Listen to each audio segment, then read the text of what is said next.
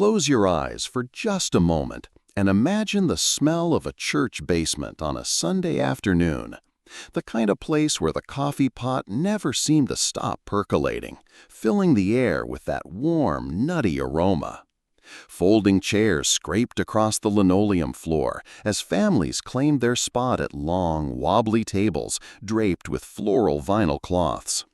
You could hear the hum of conversation bouncing off cinder block walls, the occasional giggle from kids darting between legs, and somewhere in the background, maybe even a hymn still faintly echoing from the sanctuary above.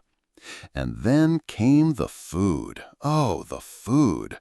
Casseroles lined up like soldiers, each one steaming under a piece of aluminum foil. There were glass Pyrex dishes with names etched on the side, ceramic bowls with serving spoons balanced just right, and always, always a little something sweet waiting at the end of the table. But here's the secret behind all of it. Those flavors, those smells, those recipes, they weren't just thrown together. They came from a sacred little book, one that most church kitchens had tucked away somewhere. You know the one, a spiral-bound cookbook, its cover bent and soft, its pages smudged with butter fingerprints and flour dust. The margins were scribbled with notes. Add a little more sugar. Perfect for Easter, or simply Mrs. Johnson's favorite. It wasn't just a cookbook. It was a time capsule, a living record of community, passed from hand to hand, neighbor to neighbor, grandmother to granddaughter. Every recipe carried a story, and every story carried a person. And today, we're going to open that book together. We'll wander back through 25 of those recipes, the sweet pies and hearty casseroles, the breads baked on cold mornings, and even the forgotten little extras that made every church potluck feel like a feast. Some will make you laugh, some will make you hungry, and some might just take you back to a moment you thought you'd forgotten. So grab a plate, find a seat at the long table, and let's step into Grandma's church kitchen, one recipe at a time. Cinnamon coffee ring. Picture it, a chilly Sunday morning. The church bells had just finished ringing, and in the basement hall, you could already smell it before you even saw it. The unmistakable scent of cinnamon and yeast swirling together. The cinnamon coffee ring wasn't just bread, it was a centerpiece. Golden brown, braided carefully into a circle, dusted with sugar so fine it almost sparkled when the light hit it. When the pan was set down on the potluck table, every kid knew what part they wanted. The middle, where the sticky filling gathered and clung, gooey with butter and sugar. The outside pieces were nice enough, but if you managed to snag that warm, soft center, well, you were royalty for the morning. Sometimes, Grandma would drizzle a thin glaze over the top, just enough to crack when you pulled a piece apart, leaving your fingers sweet and sticky. This wasn't an everyday recipe. It wasn't the kind of bread you tossed together on a Tuesday night. No, this was reserved for holidays, homecomings, or those extra special Sunday gatherings when the whole congregation stayed behind after service. Back in the 1960s, yeast was cheap, flour was always on hand, and cinnamon, well, that was the little luxury that made something ordinary feel like a celebration. The best part? Watching the ring slowly disappear, piece by piece, until only a few sugar crumbs and sticky napkins remained. And somehow, that empty plate always carried the loudest memory of all. Molasses brown bread. If you ever sat down at a church supper in the colder months, chances are you've seen a basket lined with a faded checkered cloth holding thick slices of molasses brown bread. It was unmistakable, dark as walnut wood, with a shine on the crust that made it look almost polished. The first thing you noticed when it was sliced open was the rich aroma, that deep, earthy sweetness from the molasses rising into the air, mingling with the comforting smell of yeast and wheat. Molasses was the secret ingredient. Back in the early 1900s and through the Depression years, it was a pantry staple, cheap, easy to store, and a way to sweeten recipes when refined sugar was too expensive or scarce. By the 1950s and 60s, plenty of church cookbooks still had it tucked into their bread sections, a reminder of thrifty times when every crumb counted.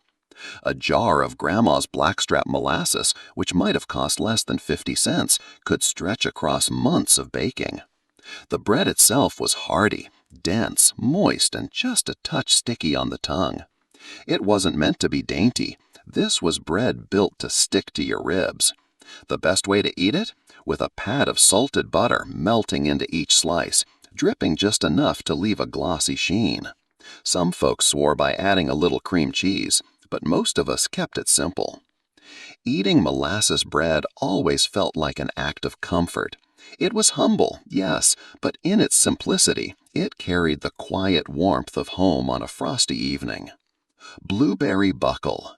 There was nothing quite like walking into Grandma's kitchen in July and seeing a bowl of fresh-picked blueberries sitting on the counter, still carrying a bit of that dusty bloom from the bush.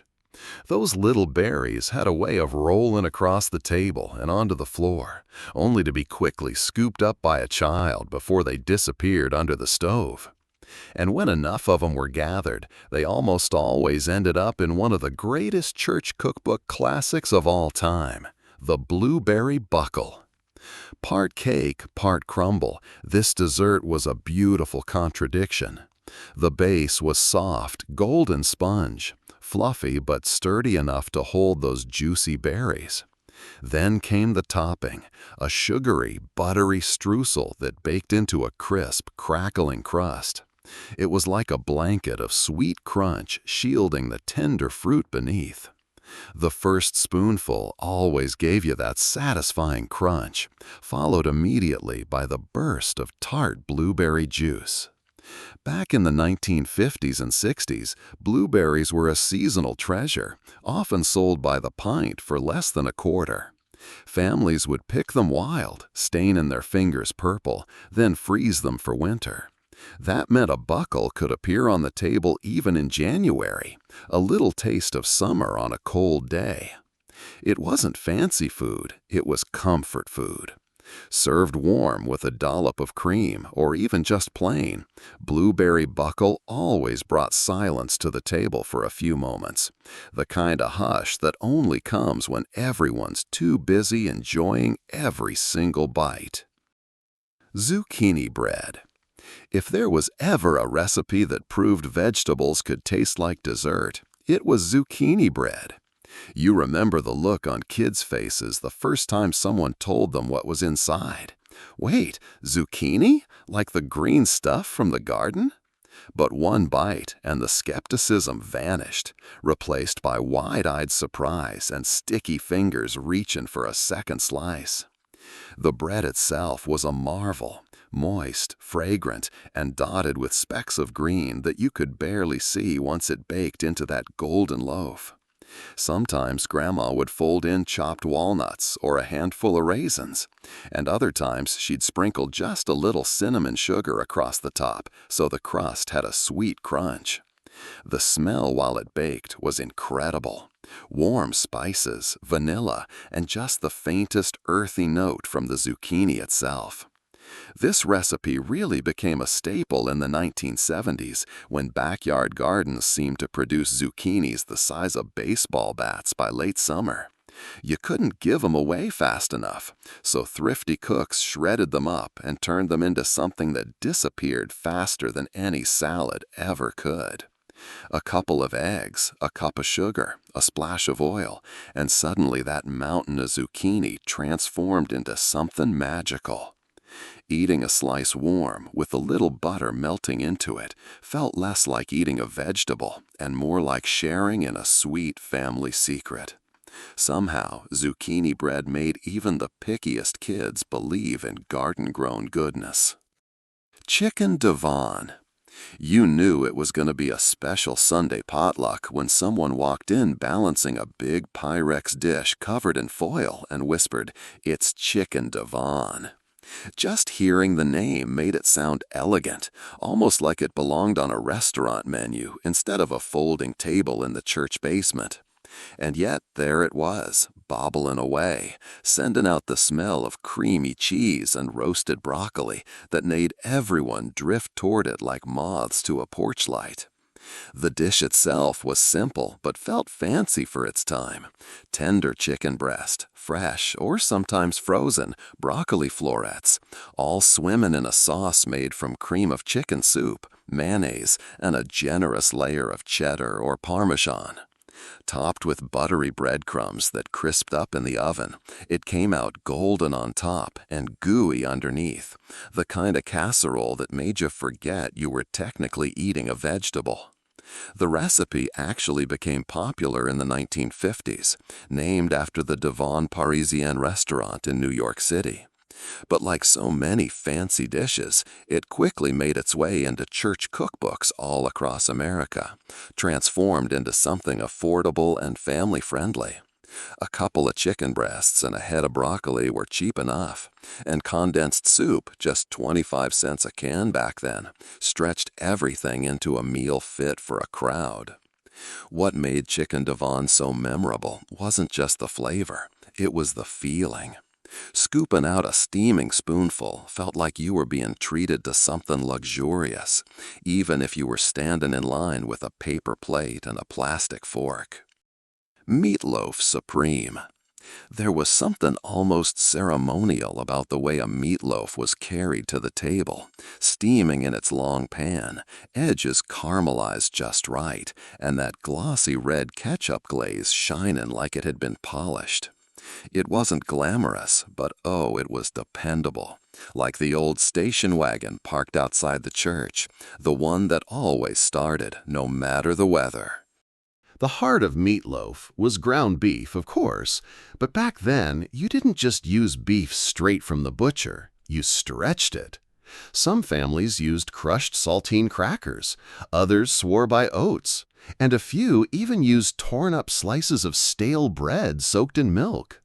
It wasn't about being fancy. It was about making sure that 1 pound of hamburger, which in the 1960s cost about 40 cents, could feed an entire family and still leave enough for sandwiches the next day. And then there was the glaze. Not tomato paste, not barbecue sauce, but plain old ketchup, sometimes mixed with a spoonful of brown sugar or a dash of mustard. As it baked, it bubbled and darkened around the edges, creating that sticky sweet crust everyone fought for. The sound of the first slice being cut, the knife hitting the pan with a dull clink, was a signal that supper had officially begun. Meatloaf might not have had the elegance of Chicken Devon or the creamy indulgence of tuna casserole, but it had something just as valuable: comfort. Every bite was familiar, steady, and deeply satisfying. It tasted like home, no matter whose table you were sitting at. Scalloped potatoes with ham. If you've ever lifted the lid off a casserole dish and been greeted by the smell of bubbling cream and toasted cheese, you already know the magic of scalloped potatoes with ham. The sight alone was enough to make you hover near the potluck table, paper plate in hand, just waiting for your turn in line. Thin slices of potato, layered like shingles on a roof, bathed in a creamy sauce that bubbled up around the edges and browned just enough on top to form that irresistible crust. This dish wasn't fancy, it was practical. Families often made it with leftover ham from Sunday dinner, trimming off the bits too small for sandwiches and tucking them between the potato layers. In a world where nothing went to waste, those salty little scraps gave the whole dish its punch of flavor. And since potatoes were dirt cheap, a 10-pound bag went for under $1 in the 1960s, you could feed a crowd with hardly more than pocket change. The texture was the best part. The bottom layer stayed soft and creamy, soaking up every drop of sauce, while the top crisped into golden perfection. Each scoop was a balance of tender potatoes, savory ham, and that creamy sauce clinging to every bite. At church suppers or family gatherings, scalloped potatoes with ham wasn't just filling, it was comforting. It felt like generosity on a plate, the kind of dish that said, "There's plenty here, don't be shy." And somehow it always tasted even better the next day. Three-bean salad. You could always spot it on the church potluck table before you even got close. The bright, jewel-toned colors of a three-bean salad glistening under the overhead lights. Green beans, wax beans, and kidney beans, all tossed together and shining from that tangy, sweet dressing. Served cold, it was the kind of dish that added a splash of color to a table, otherwise dominated by browns, creams, and casseroles. The smell was distinct. Vinegar sharpness softened by sugar, a little onion bite, maybe even the faint whiff of celery seed if the recipe came from someone fancy. And more often than not, it arrived not in a new glass dish, but in a recycled container, maybe a big pickle jar with the label half peeled off, or a washed-out ice cream tub with Neapolitan still stamped on the side. Practical, frugal, and somehow even more charming because of it. This dish had its heyday in the 50s and 60s, when canned goods were affordable and reliable. A can of beans might cost 15 or 20 cents, and with just a few cans and a quick dressing, you suddenly had a dish that could feed a crowd. It was no wonder it showed up at every gathering, from backyard picnics to funeral luncheons. And the taste? Crisp, tangy, sweet, and satisfying. It woke up your taste buds after a plate piled high with creamy, heavy casseroles. Three-bean salad was never the star of the table, but it was the dependable friend that always showed up and never disappointed. Macaroni salad. Nothing said summer picnic or church potluck quite like a big bowl of macaroni salad.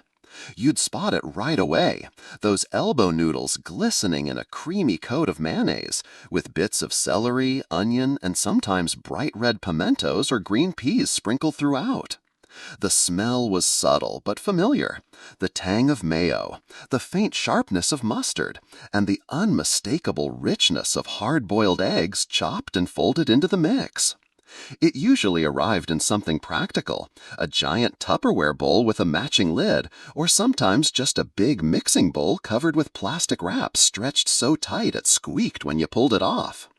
And it didn't matter how much someone brought. Somehow, the macaroni salad was always the first dish to disappear. Within the first hour of a picnic, it was scraped clean, save for a few lonely elbows stuck to the sides. Macaroni salad rose in popularity in the mid-20th century when pasta was cheap, just pennies a pound, and mayonnaise was becoming a household staple thanks to brands like Hellmann's and Miracle Whip filling grocery shelves. A dash of mustard added zing, but the recipe was endlessly flexible. Some families swore by pickles, others by shredded carrots, and every church seemed to have at least 3 different secret versions in its cookbook. More than just food, macaroni salad felt like tradition. Scooping a generous portion onto your paper plate meant you were part of the gathering, enjoying something simple that connected generations around one long table. Corn casserole. If there's one dish that could make an entire Midwestern church basement smell like comfort, it was corn casserole. You'd know it the second someone lifted the foil off the pan. Sweet corn mingling with melted butter, that golden crust puffed just enough to look like sunshine baked into a dish.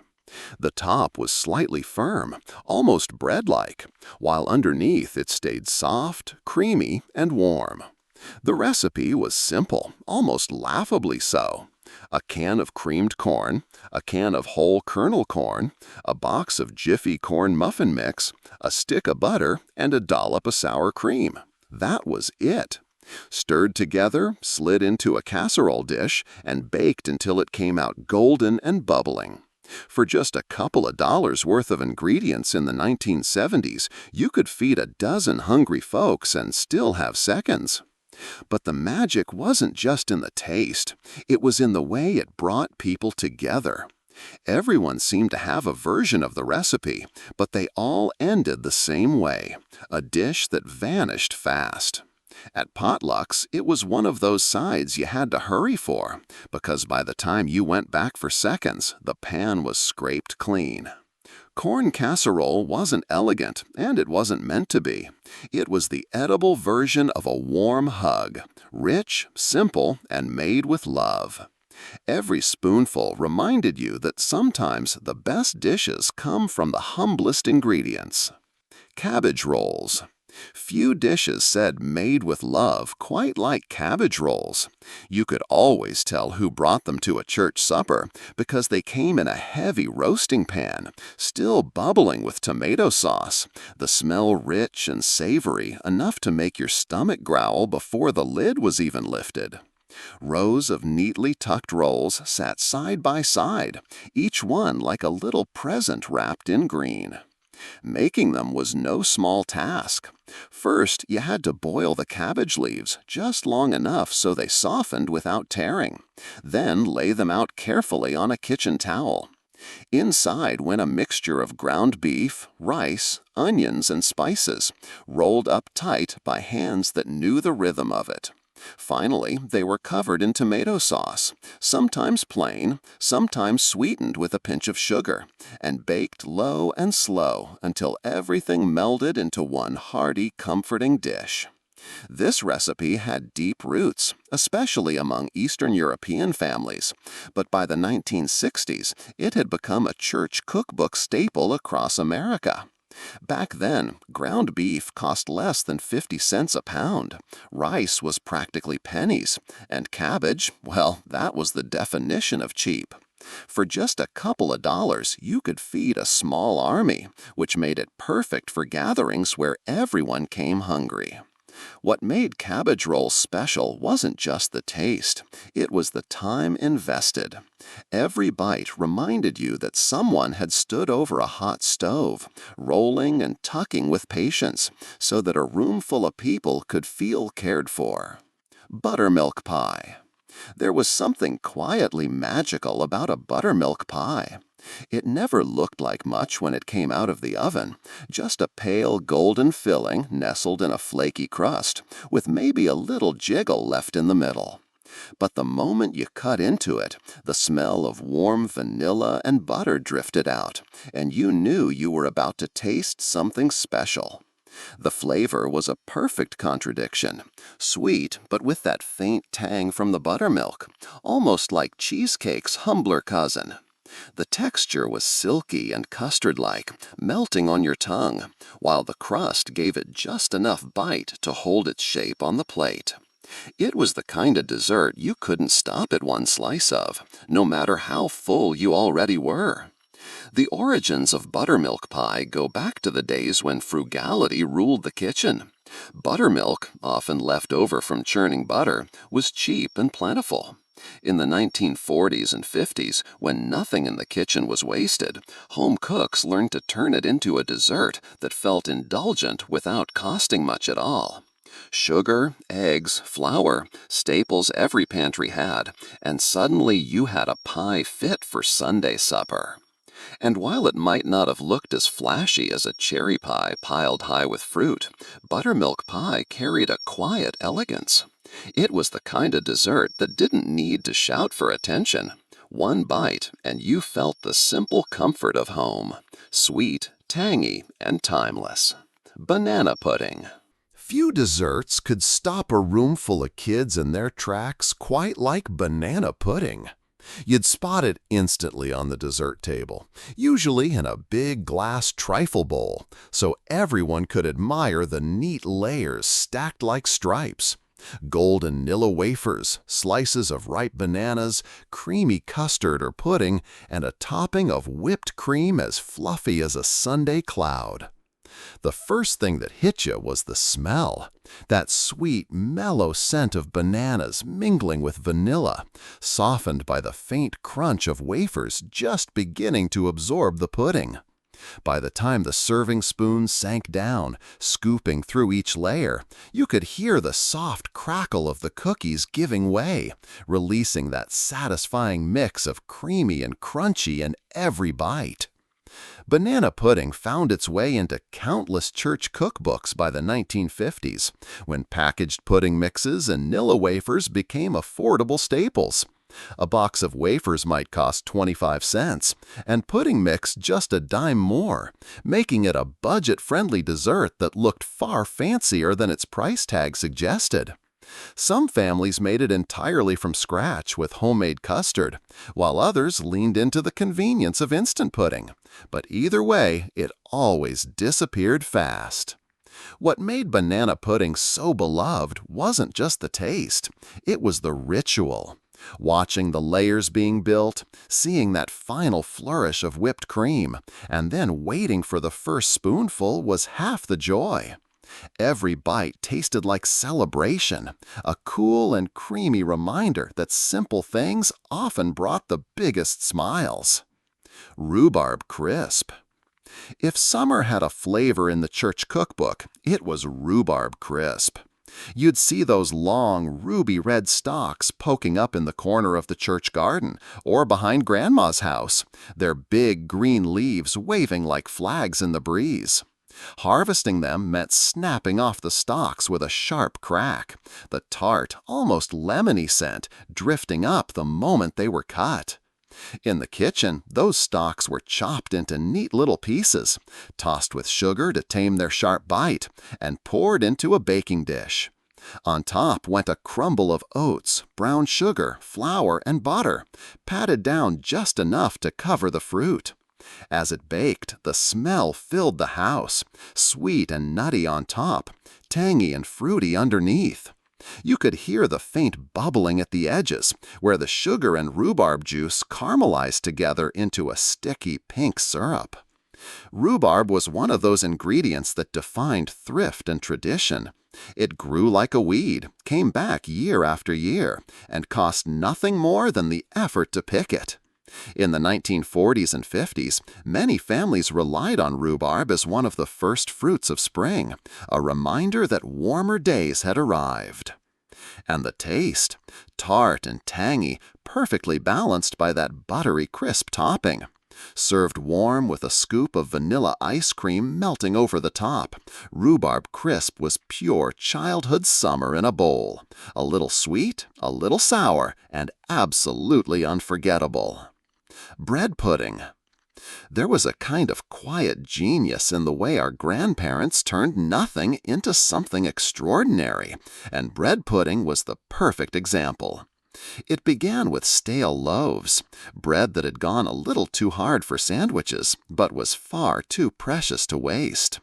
Cubes of it were torn by hand, piled into a dish, and soon transformed into a dessert that filled the whole kitchen with the smell of cinnamon, nutmeg, and vanilla.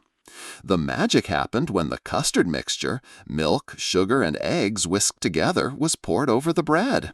You could hear the soft hiss as it soaked in, the dry crusts drinking it up like sponges. Sprinkled with plump raisins and baked until the top turned golden brown, it emerged from the oven warm and fragrant, the edges slightly crisp, the inside soft and custardy. Some cooks drizzled it with cream, others with a sweet vanilla sauce, and a few daring ones with a splash of bourbon glaze. Bread pudding has roots going back centuries, but in Depression-era America and through the 1940s, it became a true household staple. Nothing in the kitchen went to waste, and a dish like this stretched every penny. Even in the 1960s, when store-bought loaves might cost just 25 cents, families still clung to the tradition of turning scraps into comfort. What made it special wasn't just thriftiness, it was love. Each spoonful felt like a warm embrace, proof that even the simplest ingredients, when cared for, could become something rich, sweet, and unforgettable. Peanut butter blossoms. There was a certain kind of magic in the moment you saw a tray of peanut butter blossoms cooling on the counter. Each cookie sat there like a little crown jewel, soft, golden peanut butter dough, pressed with a single chocolate kiss right in the center, still glossy from the heat. The smell alone was enough to pull kids into the kitchen, noses in the air, following that warm peanut butter aroma mixed with melting chocolate. Of course, the cookies never had much time to cool. The second Grandma turned her back, little hands would sneak one off the tray, even if it meant burning a tongue on chocolate that was still molten. And honestly, wasn't that first gooey bite worth it? The cookie was tender and nutty with just enough crumble, while the kiss added a burst of sweetness that made it the perfect bite-sized indulgence. Peanut butter blossoms first rose to fame in the late 1950s when a woman named Freda Smith entered them into the Pillsbury Bake-Off. At a time when Hershey's Kisses sold for about 35 cents a bag, the recipe quickly became a hit, spreading through church cookbooks and family gatherings faster than a rumor in the choir loft. Before long, no Christmas cookie tray or church bake sale was complete without them. They weren't just cookies, they were tradition. They marked holidays, after-service socials, and those little kitchen moments where love was shown not with words, but with a warm cookie pressed into your hand. Date pinwheel cookies. There was something mesmerizing about a tray of date pinwheel cookies. Before you even took a bite, your eyes were drawn to those perfect spirals. Golden sugar dough wrapped around a dark, sticky swirl of dates. They looked almost too pretty to eat, like little edible ornaments lined up on the cooling rack. But of course, the smell gave them away. Rich, buttery dough mingling with the deep, caramel-like aroma of simmered dates and sugar. These cookies were a bit of a project. The dough had to be rolled out just right, then spread with the warm date filling that was thick, glossy, and slightly sticky to the touch. Rolled up into a log, chilled, and then sliced into neat rounds, they baked into elegant little spirals that looked far fancier than the humble ingredients behind them. One bite gave you that tender sugar cookie crunch, followed by the chewy sweetness of dates that clung to your teeth in the most satisfying way. Date pinwheels were especially popular in the 1940s and 50s when dried fruit was a pantry staple. A box of dates might cost just a dime or two, and they stored well, making them a reliable ingredient for housewives who wanted something special without spending much. By the time the recipe hit church cookbooks, it had become a holiday classic, served at Christmas gatherings, cookie swaps, and of course, church socials. They weren't everyday cookies. They were a labor of love, a little slice of elegance in a world where even something simple could feel truly special. Pineapple upside-down cake. Few desserts could turn as many heads at a potluck as a pineapple upside-down cake. It wasn't just cake, it was a showpiece. You'd watch wide-eyed as the baker carried it in, the glossy caramelized top glistening under the lights, golden pineapple rings perfectly arranged like sunbursts, each crowned with a bright red maraschino cherry right in the center.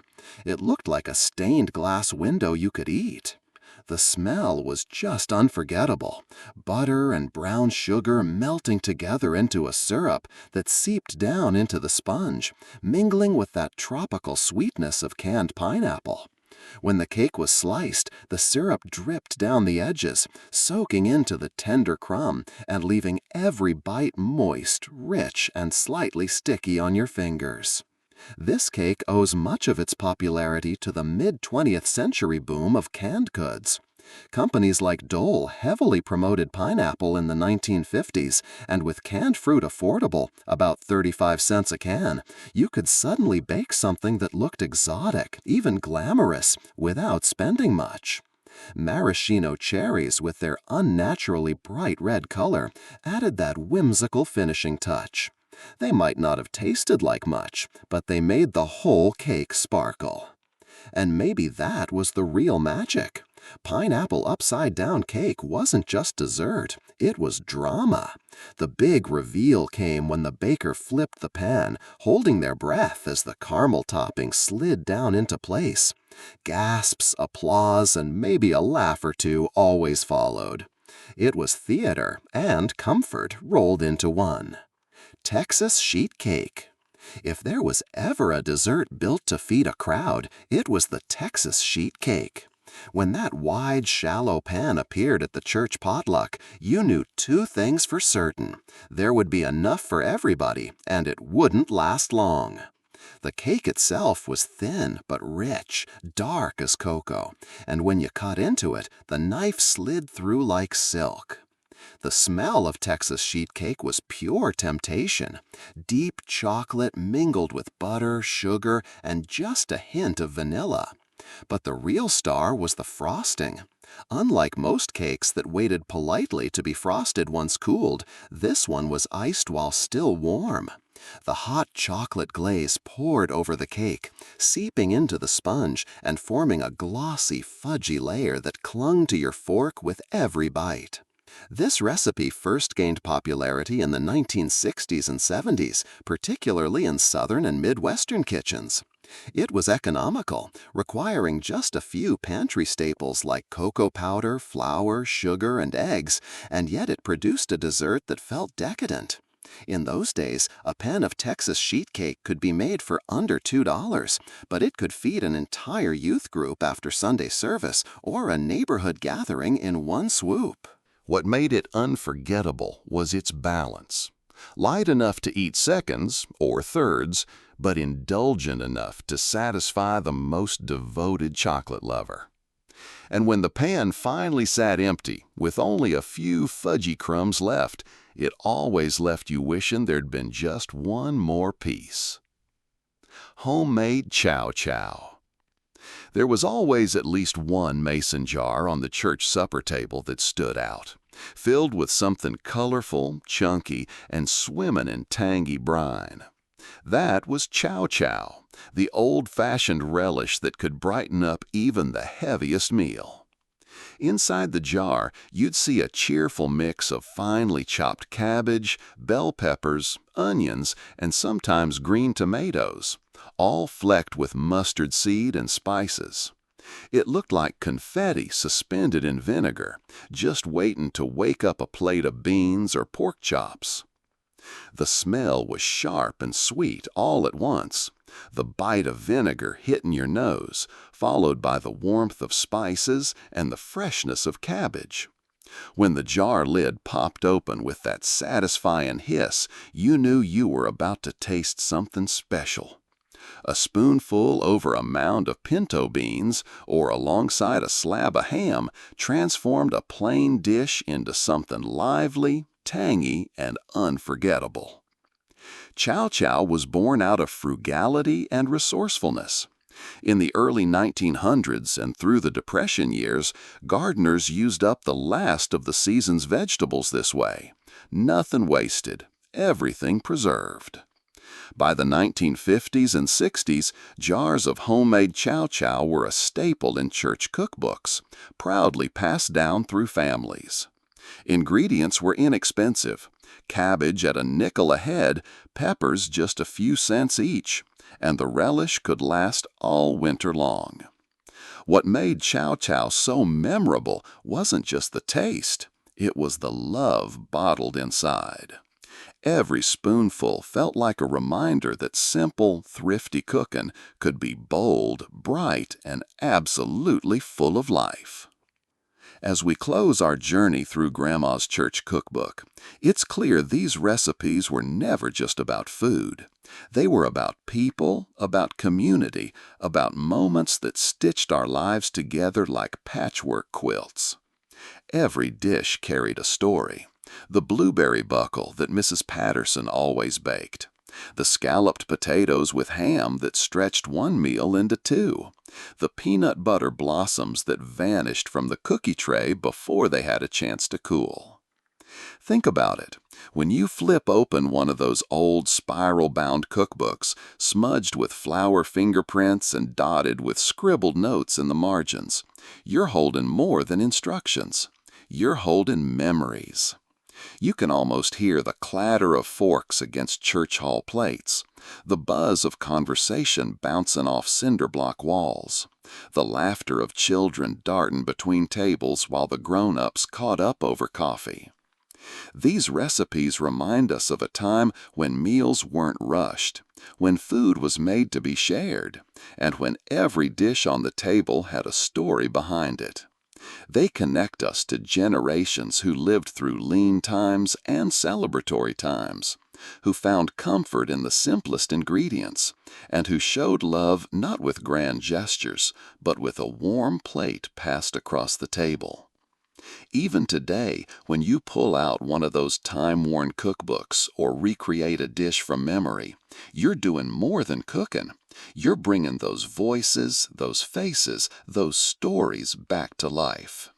You're tasting the faith, the laughter, and the love that made church kitchens and potluck suppers feel like the very heart of a community. Because in the end, these weren't just recipes. They were reminders that food at its best nourishes more than the body. It nourishes the soul.